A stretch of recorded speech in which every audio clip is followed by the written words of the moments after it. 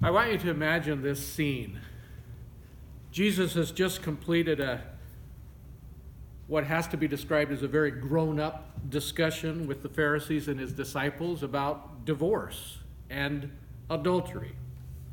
I mean, how much more grown-up can you get than a serious discussion about the ramifications of divorce? And in the midst of that discussion, just as it was winding down and everybody was feeling very serious and grown up and all sophisticated, something rather unusual happens. People start bringing children to Jesus so that he can simply touch them, take them up in his arms, and love them a little. The serious cloud from the previous discussion hasn't even drifted away. And here are all these children interrupting things with their laughter and their playfulness. No doubt they're bumping into people, laughing, running, asking too many questions. So all the seriousness of the moment is suddenly shattered by the presence and behavior of these little kids, these scraped knees, these rug rats, these runny noses, these dirty little sticky-handed little humans who are bouncing off the walls and creating chaos. What's a person to do? Well, I imagine that the Pharisees got out of there pretty quickly. The disciples couldn't leave because, well, they were disciples, and their number one job is to stay with Jesus. So instead of leaving, they tried to make the children leave. Hey, you kids, get away from him. Hey, you parents, get a little control of your children. Get them out of here. This is no place for children. This is the great teacher, the great Rabbi Jesus. His time is far too valuable to waste on these kids. Now, if you're still imagining the scene, imagine this. As the disciples are saying something like, his time is far too valuable to waste on children,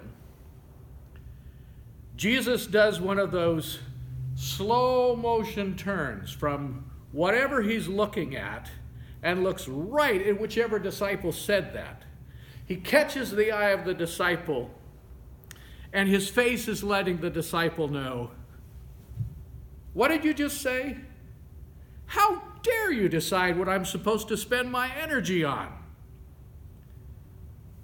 All that the gospel says is that Jesus was indignant. Indignant. As in, well, aren't you the little authority to try to boss me around? Jesus puts them straight. Apparently, he would much rather spend time with a bunch of children than with the religious authorities of his day. Let's allow that to sink in a little bit. Jesus would rather spend time with a bunch of children than with the religious authorities of his day. He would rather allow for some lap time for kids than argue about the theological consequences of divorce. That speaks volumes about Jesus, and I love him for it. Jesus welcomes this interruption as if it's just what the doctor ordered. He then takes them up in his arms and blesses them. Now, if you're still imagining the scene, picture one of the little ones touching Jesus' nose, another one pulling on his beard, another one trying to tickle him. And all the while, Jesus is laughing. He's loving the fact that these children only want to be held and loved. And then Jesus informs all of us grown-up types who get bogged down in discussions about divorce and adultery. He reminds us that we need to be more like children. In fact, the kingdom of God belongs to children. And if we don't receive the kingdom like a little child, will never enter it. Why don't we ever use that formula as part of the plan of salvation? Why don't we ever require people who want to follow Jesus to pledge to become like a child? Especially when Jesus is so specific in his instructions. You're not getting in unless you become like a little child. I'm not even talking about a big child. I'm talking about a little child, becoming a little child. Little children are different from adults in so many ways. I can remember not that many years ago when I could honestly say I don't remember the last time I shed a tear. I had become so removed from my inner emotions that they were strangers to me. I was an adult male who had to be all business. There was a time when I was a child, and my emotions pretty much ran the show. But I shoved those emotions down until they couldn't reach the surface. And I don't specifically remember the event that broke the dam and my emotions flowed once again. But whatever it was, thank God. I have allowed myself to grieve, to laugh, to cry, to feel once again. And I hope I'm able to do that until I breathe my last breath. It brings me closer to people. It allows my soul to be impacted by the loss and laughter of others. Well, maybe that's what Jesus is talking about. Enough with you adults who are so even-keeled. Give me a group of children who can go from crying to laughing in a split second. Give me people who are tuned into the feelings of others. Haven't you seen it when one child starts to cry and another comes up to them and starts crying with them? There was a time when I was a child, and I cared very deeply about what others were going through. When someone was sad, I just went up to them and tried to make it better. When someone was angry, I tried to solve the problem. Children are sort of automatically empathetic. That's why we have to be careful what kind of movies they watch, because it's very real to them. They feel the emotions of the characters. They internalize the feelings, and it impacts them. Maybe that's what Jesus is talking about. We have grown the ability to distance ourselves from the plight of others. We have intellectualized poverty and hunger and homelessness and abuse and war to the point where they become statistics instead of real people and real children being impacted and left to suffer. There was a time when I didn't care about age, skin color, economic level, social status. I just treated people like people. Children are not pre-wired for prejudice. Children have to be taught who's acceptable and who isn't. Maybe it's time we take a step back from adulthood, just enough to drop some of our preconceived notions about different groups of people.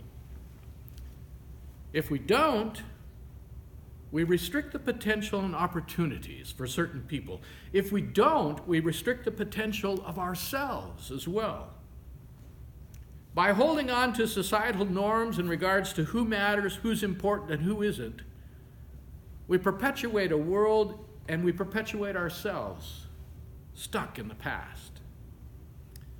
To be able to feel life, to be able to empathize with my neighbor, to be able to drop the prejudice, it may bring me closer to Jesus, closer to God, closer to life, closer to love. When Jesus puts his arms around those children, he's basically saying, this is what it's about. This is what I'm talking about. We're at a crossroads in our culture. We have been struggling with how men treat women, how the wealthy treat the poor, how white folks treat people of color, how citizens treat the newcomer, how the haves treat the have-nots when it comes to access to health care, how we humans treat the environment. Maybe it's time we listen to the wisdom of the children. They would tell us that we need to be kind all the time. We need to be kind when men are dealing with women.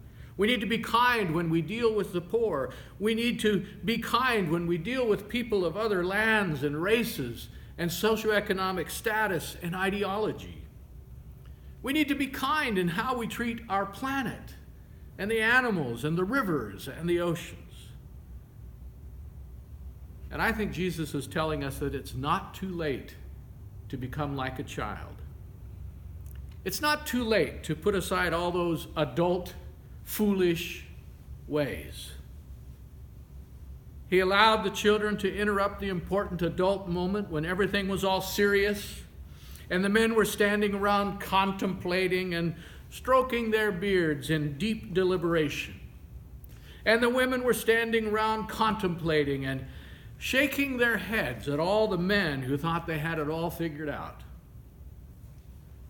He allowed the children to burst in, not as an inconvenient interruption, but as the answer.